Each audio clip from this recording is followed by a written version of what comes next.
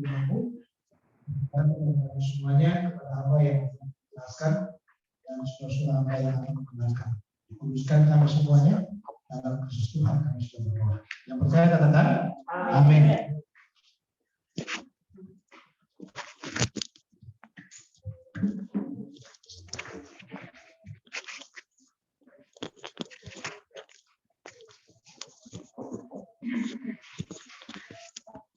Baik, selamat sore semuanya. Shalom.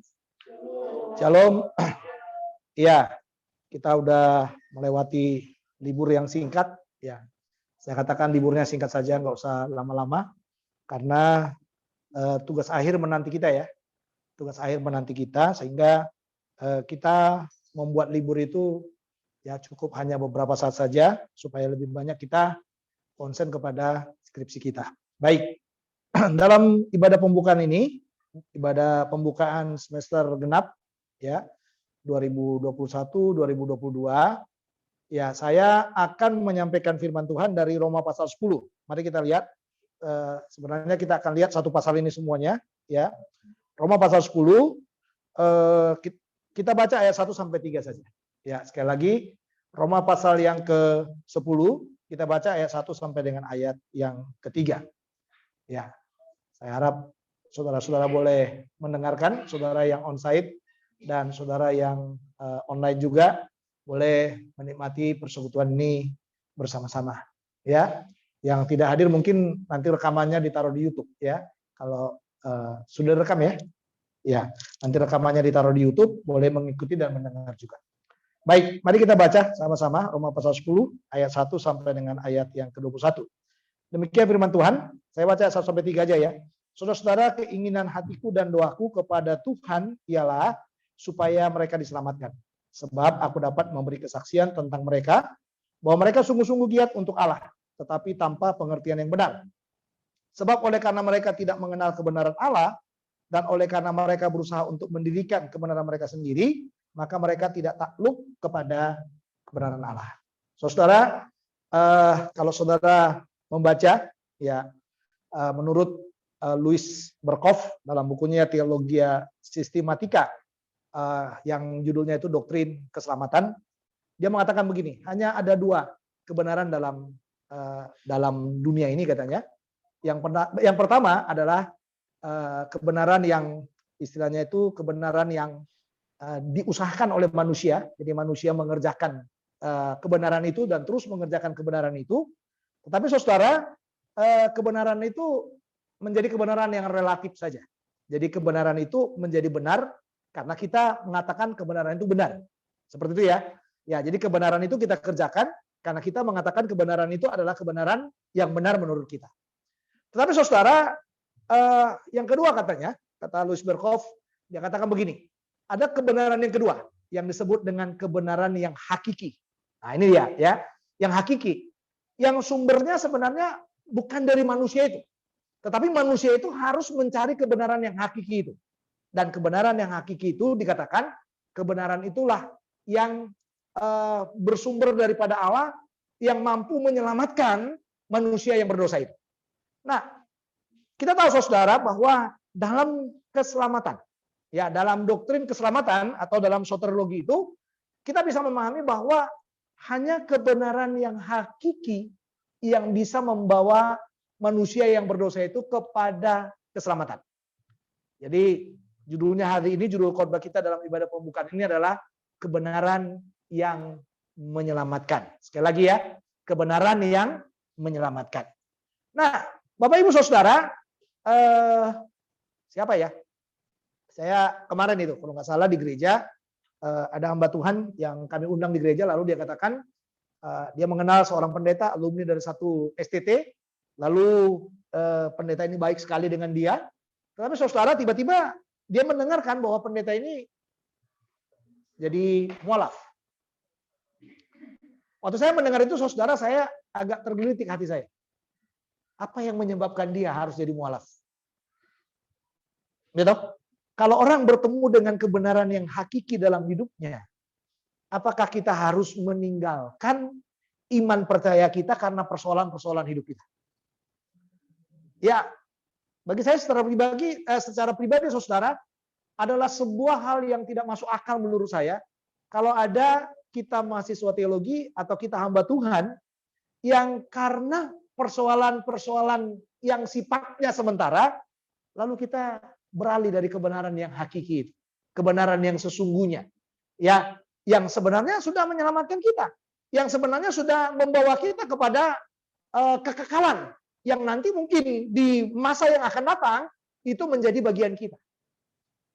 Nah, itu sebabnya saudara, kalau saudara melihat di dalam kitab Roma yang kita baca ini tadi, sebenarnya Paulus itu bergumul terhadap Israel. Dari pasal 9 dia sudah sangat bergumul karena di dalam doktrin ini, doktrin keselamatan ini, dia sudah menjelaskan seutuhnya semua dari awal sampai akhir bahwa manusia yang berdosa itu hanya diselamatkan oleh kebenaran yang bersumber daripada Allah. Jadi semua orang yang berdosa itu selamat karena mereka bertemu dengan kebenaran yang sesungguhnya, yang sumbernya adalah dari siapa? Dari Allah. Dia bergumul. Kalau begitu bagaimana Israel? Nah, ini pergumulan yang menurut saya pergumulan yang cukup dalam sekali saudara. Karena dia bertanya, bagaimana Israel? Dan dia berkata bahwa dia adalah Yahudi sejati. Ya, dia berasal dari bangsa itu. Dia tahu pergumulan bangsa itu. Dia tahu kehebatan dari bangsa itu. Dia tahu segala sesuatu yang baik yang sudah dikerjakan oleh Allah atas bangsa itu. Tetapi dia katakan bahwa ternyata katanya, semua akarnya dalam pasal 9 itu, ya jelas sekali dikatakan, semua akarnya dari Israel itu. Semua akarnya dari Abraham. Ya, bapak leluhur kita itu. Ya, semua akarnya dari sana, dibangun dari sana, sehingga pada akhirnya orang itu bisa bertemu dengan kebenaran demi kebenaran itu. Tapi persoalannya, Israel yang pernah dipakai oleh Tuhan itu, bagaimana nasibnya? Ya kan? Sebenarnya pasal 10 ini menjadi pasal yang mengantara. Jadi pasal 9 dia jelaskan bagaimana Israel itu, lalu pasal 11 dia jelaskan lagi. Kalau begitu bagaimana dengan sisa-sisa Israel? Apakah masih ada kesempatan untuk mereka untuk bertobat? Wah, ini pertanyaan yang luar biasa, saudara. Jarang sekali orang bergumul kan, bergumul untuk bangsanya, bergumul untuk sukunya, jarang. Apalagi saudara ini nggak ada yang bergumul kita untuk suku kita tuh. Bagaimana keselamatan sukuku? Bagaimana keselamatan bangsaku? Bagaimana keselamatan orang tuaku? Bagaimana keselamatan para leluhurku? Mungkin seperti itu. Pernahkah kita berpikir seperti itu? Paulus berpikir seperti itu. Ya kan? Paulus berpikir seperti itu. Karena apa? Karena yang pertama dia bilang gini, kebenaran yang menyelamatkan itu sumbernya bukan karena usaha kita. Tapi kebenaran yang menyelamatkan itu sumbernya adalah dari Allah. Artinya apa saudara? Allah yang menjadi sumber dari kebenaran yang hakiki itu. Jadi usaha apapun yang kita taruh dalam hidup kita, kita mencari kebenaran kemanapun, kita nggak akan bisa bertemu dengan kebenaran itu. Makanya ini yang dikatakan. Coba lihat ayat 1 tadi. Saudara-saudara, keinginan hatiku dan doaku kepada Tuhan ialah supaya mereka diselamatkan. Siapa itu? Israel itu. Itu yang dia gumulkan. Sebab aku dapat memberi kesaksian tentang mereka bahwa mereka sungguh-sungguh giat untuk Allah. Tetapi tanpa pengertian yang benar. Lalu ayat 3, sebab oleh karena mereka tidak mengenal kebenaran Allah dan oleh karena mereka berusaha untuk mendirikan kebenaran mereka sendiri, maka mereka tidak takluk kepada kebenaran Allah. Inilah pergumulannya. Paulus itu hanya menyadari bahwa sumber dari kebenaran yang menyelamatkan itu hanya Allah. 1000 kali orang giat, saudara, giat dalam pekerjaan Tuhan katanya. Kalau dia nggak bertemu dengan kebenaran Allah itu, nggak akan selamat. Nggak ada gunanya, saudara. Jelas ya? Nggak ada gunanya. Jadi saudara sama juga kita. 1000 kali Anda besok sarjana, 1000 kali Anda jadi mengatakan hamba Tuhan yang sudah membuat hal-hal yang spektakuler dalam hidup saudara. Tapi kalau saudara nggak bertemu dengan kebenaran Allah yang menyelamatkan saudara, suatu ketika saudara juga bisa jadi mualaf. Karena bagi saya kalau orang benar-benar bertemu dengan kebenaran Allah, bagi saya tidak mungkin orang jadi mualaf. Benar nggak? Karena orang nggak bertemu dengan kebenaran yang sesungguhnya. Lah sekolah teologi kok Pak? Ya kan? Udah khotbah di mana-mana. Iya. Tapi mengalami pribadi nggak kebenaran itu? Ada nggak kebenaran Allah itu dialami secara pribadi dalam hidup? Ini kalau kita nggak mengalami secara pribadi, tidak mengalami perjumpaan secara pribadi dengan Yesus, saudara, kita nggak akan tahu itu kebenaran Allah itu. Jadi semuanya apa? Usaha. Semuanya hanya perbuatan demi perbuatan baik yang kita kerjakan dalam hidup kita. Nah, makanya yang kedua, saudara lihat di sana lagi ayat 4 sampai dengan ayat yang ke-15 itu, dia baru masuk. Jadi sumber dari kebenaran yang menyelamatkan itu adalah Allah. Kalau kita mau mengalami kebenaran Allah yang menyelamatkan itu, satu-satunya cara adalah saudara harus percaya kepada Yesus. Saudara harus beriman. Artinya begini, saudara harus beriman kepada Yesus. Jadi tidak ada jalan yang lain. Ya kan? Tidak ada jalan yang lain. Satu-satunya cara saudara harus beriman kepada Yesus. Coba lihat di dalam ayat 4, di sana dikatakan, sebab Kristus adalah kegenapan hukum Taurat, sehingga kebenaran diperoleh tiap-tiap orang yang percaya. Dikatakan di sana, sebab Kristus adalah kegenapan hukum Taurat, sehingga kebenaran diperoleh tiap-tiap orang yang percaya. Ayat 5, sebab Musa menulis tentang kebenaran karena hukum Taurat, orang yang melakukannya akan hidup karenanya. Tapi persoalannya, adakah orang yang sanggup melakukan Taurat itu? Ya, makanya dalam ayat 6 dikatakan, tetapi kebenaran karena iman berkata demikian. Jangan katakan dalam hatimu siapakah akan naik ke surga, yaitu untuk membawa Yesus turun. Atau siapakah akan turun ke jurang maut, yaitu untuk membawa Kristus naik dari antara orang mati. Tetapi apakah katanya?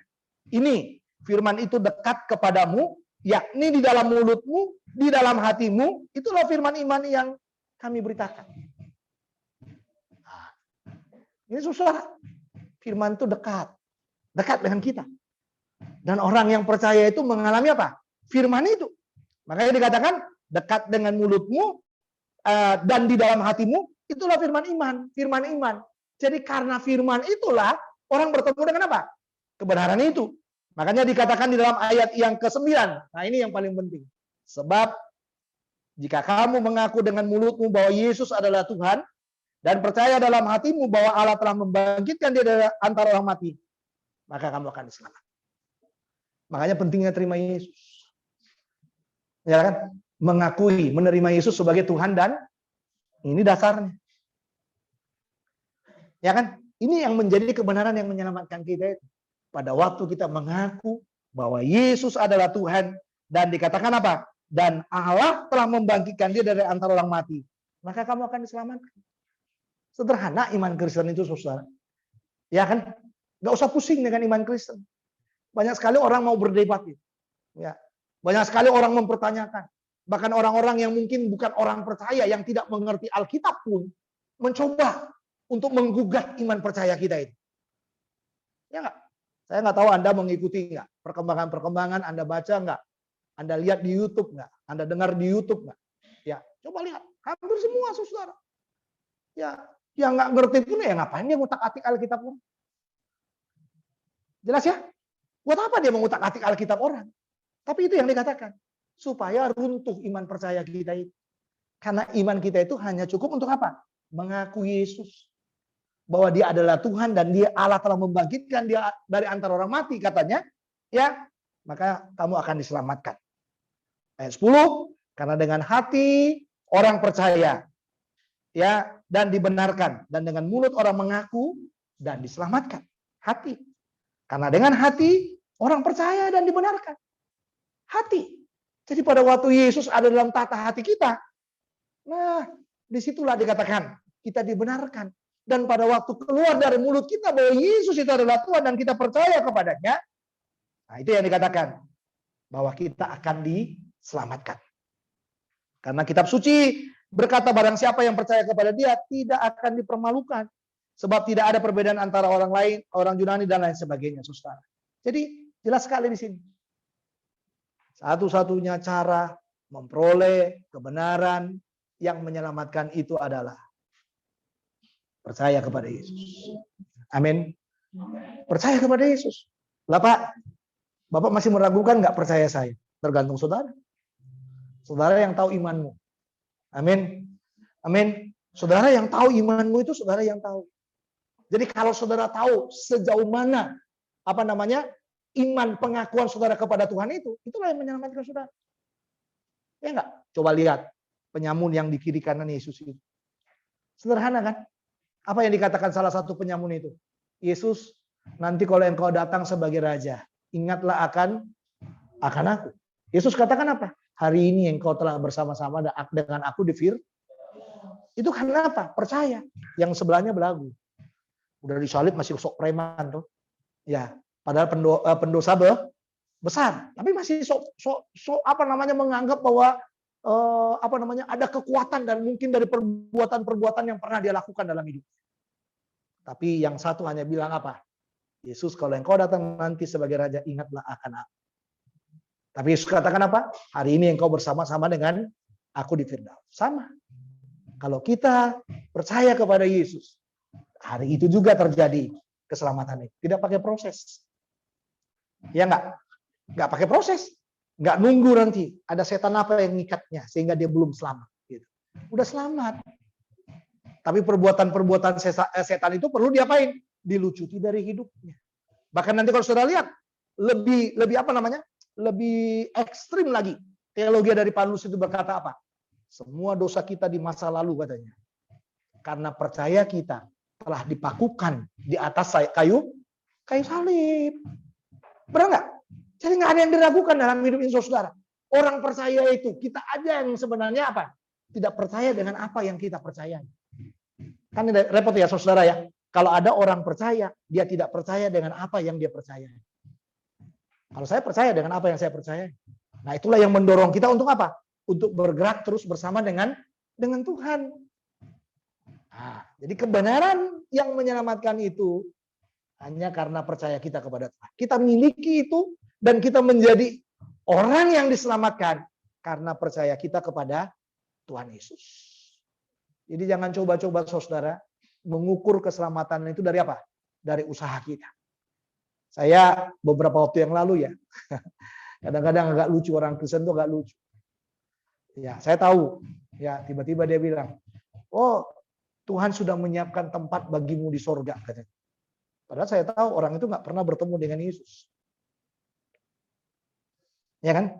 Orang itu tinggal dengan keyakinannya yang lama. Lalu tiba-tiba karena dia meninggal, lalu tiba-tiba dibuat di Facebook itu dikatakan, Tuhan sudah menyiapkan tempat bagimu di sorga. Nah, kapan dia bisa ke sorga? Kalau orang nggak percaya Yesus, ada nggak kemungkinan untuk dia diselamatkan? Nah, ini yang menjadi pergumulan. Karena kadang-kadang orang katakan, orang Kristen aja nggak berbuat baik seperti dia. Lalu kita katakan orang Kristen itu masuk sorga. Lalu yang ini nggak masuk sorga, yang berbuat baik, yang sangat luar biasa. Saya katakan kepada saudara, iman percaya kita bertemu dengan kebenaran, itulah yang merubah hidup kita. Jadi kalau kita udah bertemu dengan kebenaran yang daripada Tuhan itu, hidup kita juga pasti berubah. Kita tidak lagi tinggal di dalam apa? Di dalam dosa masa lalu kita ini. Kita akan berjalan dengan apa? Dengan kebenaran yang baru yang bersumber daripada Tuhan. Nah, ini yang perlu saudara, yang harus kita lakukan dalam hidup kita itu. Perubahan demi perubahan yang Tuhan kerjakan dalam hidup kita. Jadi jangan sama. Kita udah percaya Yesus, kita hamba Tuhan, kita mahasiswa teologi, lalu hidup kita sama dengan dunia itu. Nah, itu makanya orang bertanya, ya lebih bagus dia nggak percaya Yesus, hidupnya jauh lebih baik. Ya kan? Karena bandingannya apa? Bandingannya kita mau berusaha menunjukkan bahwa dengan iman percaya kita diselamatkan. Tapi iman percaya kita itu seharusnya merubah semua gaya hidup kita. Tapi kadang-kadang gaya hidup kita nggak ada bedanya dengan dunia ini. Makanya orang percaya itu dituntut untuk apa? Untuk hidup tidak serupa dengan dunia. Benar nggak teman-teman? Jangan hidup dengan serupa dengan dunia. Karena pada waktu kita serupa dengan dunia, di sanalah orang mempertanyakan, itu benar nggak orang itu selamat? Tapi pada waktu kita berbeda dengan dunia ini, wah, Tuhan menunjukkan hal-hal yang luar biasa dari hidup kita, karena hidup kita ini menjadi apa? Alat kesaksian. Lalu yang ketiga, di dalam ayat 16 sampai 21 itu, akhirnya Paulus sampai di puncak dikatakan. Kalau gitu, gimana dengan Israel ya? Kalau harus mengaku percaya baru dia bisa bertemu dengan kebenaran itu. Kalau begitu bagaimana? Coba lihat ayat 16. Ini menarik, Saudara. Ya, tetapi tidak semua orang telah menerima kabar baik itu. Kabar baik yang mana tadi itu tadi? Karena dengan mulut orang mengaku itu dan lain sebagainya ya, percaya itu, ya. Ya saya sendiri berkata, Tuhan siapakah yang percaya kepada pemberitaan? Nah, ini kadang-kadang ya, kita teriak, kita bersaksi, kita menyampaikan apa, nggak ada yang percaya. Ya kan? Nggak ada yang percaya. Karena apa? Karena iman percaya kita itu nggak logik, nggak masuk akal bagi orang. Masa dengan beriman, percaya kepada Yesus, lalu kita memiliki sorga. Apalagi kalau kita ajari, perbuatan baik itu tidak akan pernah membawa orang masuk sorga. Ya lalu orang bertanya-tanya, masa sih? Nah itu dia. Tapi lihat ayat yang ke-17. Jadi iman timbul dari pendengaran, dan pendengaran oleh firman Kristus. Jadi bagaimanapun, supaya orang itu bisa diselamatkan, supaya Israel itu bisa diselamatkan katanya, dia harus mendengar berita Injil itu. Siapapun dalam dunia ini, kalau dia mau selamat, dia harus dengar Injil. Amin. Harus dengar Injil. Makanya dikatakan di dalam ayat 18. Tetapi aku berkata, adakah mereka tidak mendengarnya? Memang dikatakan di sana, mereka telah mendengarnya. Suara mereka sampai ke seluruh dunia. Dan perkataan mereka sampai ke ujung bumi. Tetapi aku bertanya, adakah Israel menganggapnya? Ini pertanyaannya, adakah Israel menganggapnya? Mulai dari Yohanes Pembaptis datang, sampai Mesias disalibkan. Ya kan? Disalibkan oleh siapa? Oleh orang Israel juga, oleh orang Yahudi juga yang menyalibkan dia. Karena apa? Itu tadi. Nggak percaya, nggak pakai iman. Selalu kembali kepada apa? Taurat. Usaha daripada manusia. Padahal sebenarnya saudara, Taurat itu hanya membawa kita untuk bisa mengenal Allah. Tanda petik. Taurat itu tidak pernah menyelamatkan kita. Hanya membawa kita untuk hidup lebih baik saja. Ya kan? Sama agama juga seperti itu. Kenapa ada agama dalam dunia ini? Agama itu kan artinya tidak, gama, kacau. Agama artinya tidak kacau. Kenapa orang diberi beragama? Supaya hidupnya nggak kacau. Ya kan? Supaya orang itu tidak hidup dalam kejahatan demi kejahatan. Makanya dikurunglah di dalam apa? Di dalam agama. Ya kan? Makanya siapa yang bilang itu? Teolog kontemporer itu bilang kan, bahwa agama itu menjadi penjara. Penjara bagi siapa? Bagi manusia itu. Kita seperti terpenjara. Di dalam apa? Di dalam keyakinannya kita. Karena kadang-kadang orang beragama, saudara, dia tidak mencari kebenaran hakiki itu. Semua kebenaran itu kebenaran yang relatif. Menurut dia benar, ya benar. Ya enggak? Saya katakan, karena saudara ini berdosa enggak benar, potong kepalanya. Maka Tuhan akan membelamu untuk itu. Salah. Relatif. Itu menurut dia. Apakah Tuhan menyuruh orang potong kepala supaya dia bisa menjadi benar? Oh enggak. Enggak ada. Setahu saya enggak ada dalam Alkitab ya. Enggak ada dalam Alkitab ya. Yang seperti itu tidak ada dalam Alkitab. Makanya dikatakan dalam bagian ini, saudara, adakah Israel menganggapnya? Ini dia pakai Musa. Musa. Berarti Musa dengan Taurat itu kan. Apa dikatakan sana? Pertama-tama Musa berkata, aku menjadikan kamu cemburu terhadap orang-orang yang bukan umat. Dan membagikan amarahmu terhadap bangsa yang bebal. Dan ini terjadi, susah. Ya kan? Terjadi. Jadi kadang-kadang orang punya Taurat, tapi dia tidak menghidupkan Taurat itu dalam hidupnya. Orang punya agama dalam dunia ini, tapi kadang-kadang agama itu tidak membawa dia lebih dekat kepada Tuhan. Tetapi membuat dia jadi apa? Jadi asing dengan manusia di sekitarnya. Jadi kita belajar nih ya. Iya, kalau saya nggak asing. Dengan siapapun saya nggak mau asing, saudara. Kenapa saya nggak mau asing? Karena saya tahu bahwa kebenaran itu dipakai oleh Tuhan untuk apa? Untuk membawa kita kepada kebenaran yang sesungguhnya. Iya kan? Membawa kita kepada kebenaran yang sesungguhnya. Nah, makanya dikatakan dalam bagian ayat yang ke-20. Dan dengan berani saya mengatakan, aku telah berkenan ditemukan mereka yang tidak mencari aku.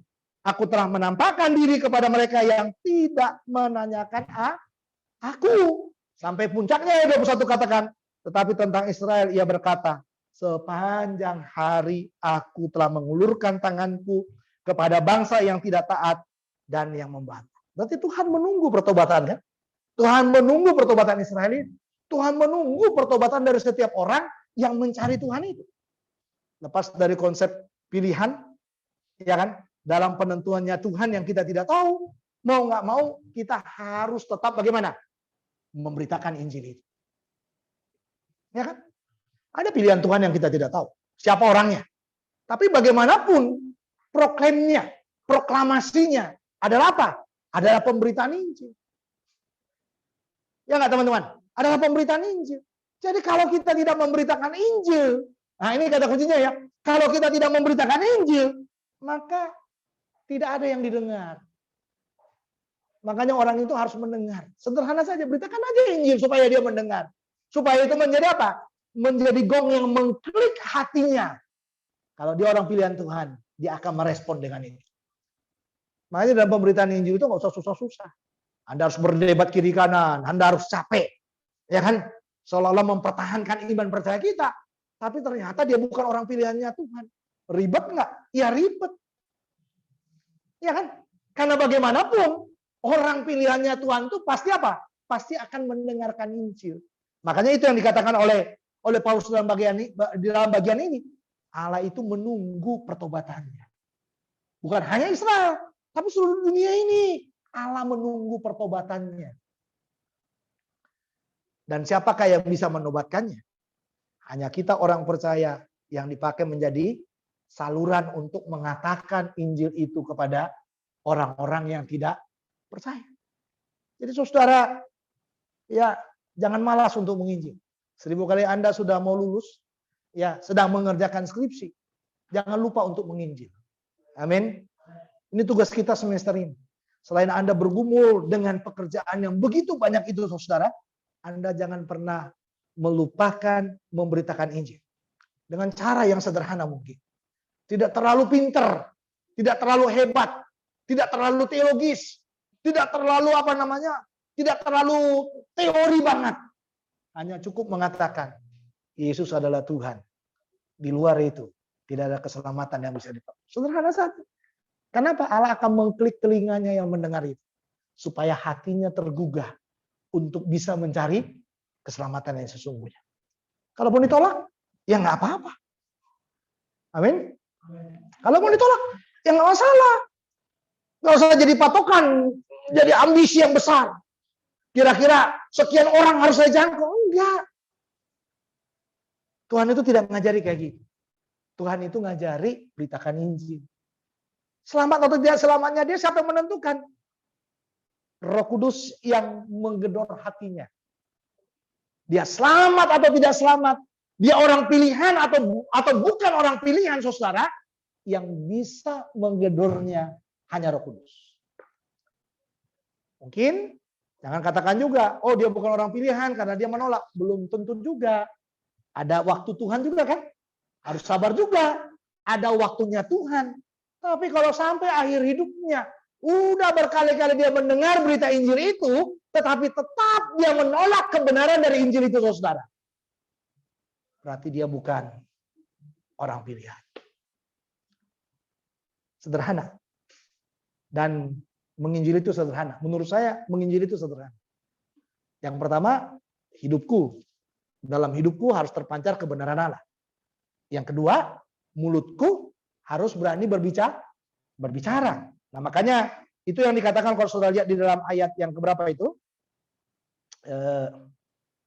Ayat 14. Ya. Sebab ayat 13 dulu ya. Sebab barang siapa yang berseru kepada nama Tuhan akan diselamatkan. Tetapi bagaimana mereka dapat berseru kepadanya jika mereka tidak percaya kepada dia? Bagaimana mereka dapat percaya kepada dia jika mereka tidak mendengar tentang dia? Bagaimana mereka mendengar tentang dia jika tidak ada yang memberitakannya?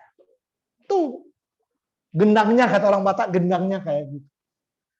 Ya, jadi biar orang itu bisa percaya kepada kebenaran itu harus ada yang diutus.